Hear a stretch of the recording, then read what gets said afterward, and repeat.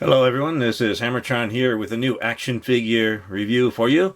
This time I am reviewing the Marvel Legends Vulture action figure. This came out in 2020. It was part of the Demogoblin Build-A-Figure wave, and I bought this in the store at the time. And this comes in a nice window box where we can see the action figure, we can see the accessories that it comes with, we can see the wings behind the action figure in there. On the top is spider spot varnish there. On the bottom, some manufacturing information. On one side, a picture of Vulture. On the other side, another picture of Vulture. On the back here, we have a picture of the action figure with a little mini biography up here. A picture of the Build-A-Figure, the other action figures of the wave, and some more manufacturing information here. So I will open this up and review the action figure in just a moment. Here is the Vulture. Here is the Vulture action figure, and the only accessory it comes with aside from the Build-A-Figure piece is this extra head. I think this head is the head of the another character that assumed the Vulture identity in the comic books for a while, much younger man. So this head looks alright. So we can just pull off the old man's head and plug in this head, and we'll have a different character. Although I think the Vulture outfit might have been a little bit different to go along with the younger man's head. So here is the Vulture. Let's take a look at the size from wingtip to wingtip. It's about maybe 13.5 inches or maybe 14 inches if we get it stretched out all the way. And this is a little more than 6 inches tall or 15.5 centimeters tall. So it's a nice height for the action figure. Let's take a closer look. Now, I've been playing around with this for a little bit, and the wings have been pretty stable except for this one piece. This one piece keeps falling off, so we'll see if, well, there it goes. So it just has this little extra plastic piece that plugs into a slot there, and we'll remove the wing pieces while checking out the action figure. So on the back of the arms there are some slots where we can plug in the wing pieces up here and down here. So if we look at the head sculpting here, looks like an old bald man with an evil grin.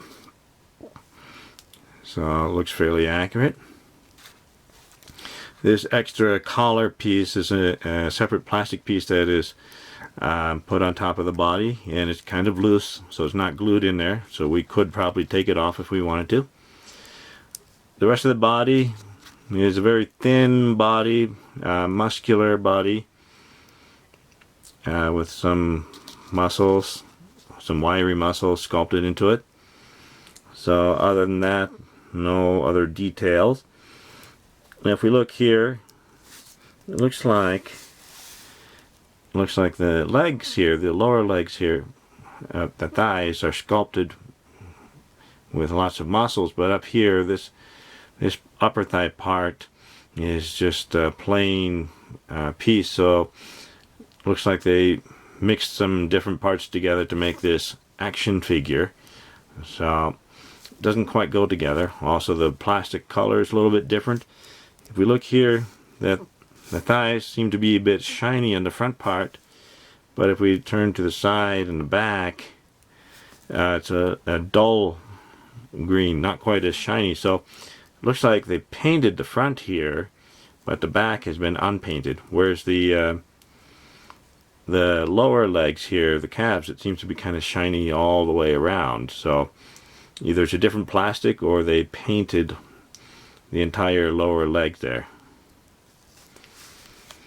So here we have some hands in some open grasping positions, some kind of large bony hands. and each finger is sculpted, so lots of nice detail there. And then just some ordinary feet there, peg holes on the bottom there,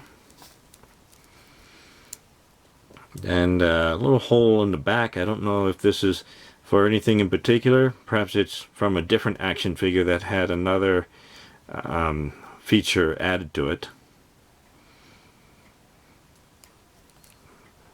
So it's a very thin action figure, very, very thin. So let's take a look at the articulation. Now the articulation is going to be a lot easier with no wings on, and also the one wing kept falling off very easily, so it'll be easier this way. So we can look up quite a bit. This is good for flying poses. Look down quite a bit. Turn side to side. We have some tilting. Then we have some butterfly joints here. So that's good for flying poses. And then the shoulders move out. This side seems to be a bit tighter than this side. So it's still working. And then we have bicep cuts on both sides. We have double jointed elbows. Very impressive. And then we have the wrist. We can turn the wrist. And hinges.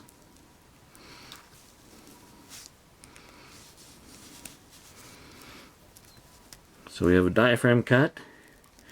We can bend forward that much and not back. So I'm surprised how limited it is to go back. And then a waist cut.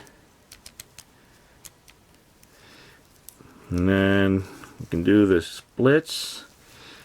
So not as much as I thought we could do. It's a thin body, but I thought there'd be more flexibility than this. And then kick forward. This is very impressive. Higher than most action figures. Kick back quite a bit, so impressive. Same thing on this side. We have upper thigh cuts.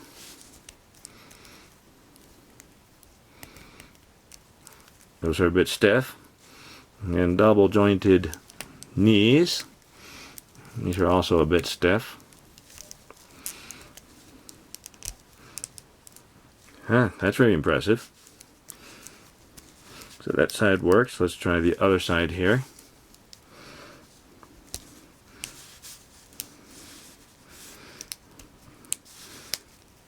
Yeah, if we bend it just the right way, we can get the most movement out of it. There we go. There, if we bend it just the right way, we can bend it this much. So, very impressive knees. Now, let's just straighten out the leg. There we go. The ankles. Move down that much. Now, there's no boot cut in this, so the ankles move down that much. Move up that much. We have ankle pivot. And then we can try to plug in the wing pieces. So it does snap in just a little bit. There we go. So it doesn't snap in very hard, so they do fall off pretty easily. So we can just plug that in, and then plug in this one. So they snap in a little bit and they will stay in place unless we look at it the wrong way sometimes. So let's see if we can get him to stand. So with the wings, that tends to throw this action figure off balance, so it takes a little work to make sure it stands. And I think that'll work.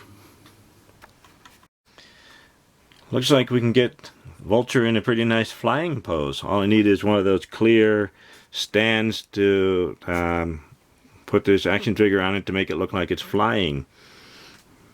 It looks nice. And the head articulation is good to make it look like he's flying. The arms, we can get them stretched back. Get the wings stretched out.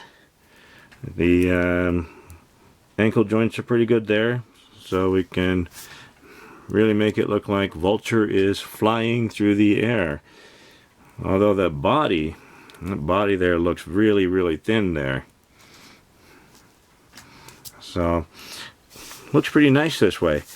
One of my concerns is that these wing pieces, I think, fall off pretty easily, especially this one here. So far the others haven't fallen off as much, but we will see. But I do like how it looks in this flying pose. It looks pretty cool this way. Here is the Vulture next to a pair of 4-inch action figures. The action figure on the right is a 4-inch action figure from an Animal Planet set I reviewed a while ago. On the left is the 4-inch Jonesy from Fortnite, made by Jazzwares. Here is Vulture next to a pair of 6-inch action figures. On the right is the Power Rangers Lightning Collection Mighty Morphin White Ranger. And on the left is the Marvel Legends Mr. Fantastic action figure. All of these are made by Hasbro. Here's Vulture with a couple more action figures. On the left is a 6-inch Fortnite Legendary Series Havoc action figure by Jazzwares. And on the right is the 7-inch Masters of the Universe Masterverse He-Man action figure. The HammerTron Sledgehammer rating for Vulture is okay. I think it might be slightly high, however, I still think it's okay. The biggest problem is this back wing piece here keeps falling off very easily. Some of these joints seem to be a bit tight or maybe rubbery, so I'm worried that that'll be a problem eventually. Some of these seem to be very loose right out of the package. So far the joints seem to be working. I think it looks nice and it's great to have a variety of characters. I especially enjoy having a flying character, so I just need to get a display stand to put this action figure in a flying pose in a diorama or display. So I think it's alright. Thank you for watching my review video. Remember to like the video, leave a comment, and subscribe to my channel to keep up to date with my future reviews. I'll see you next time. Goodbye, everyone.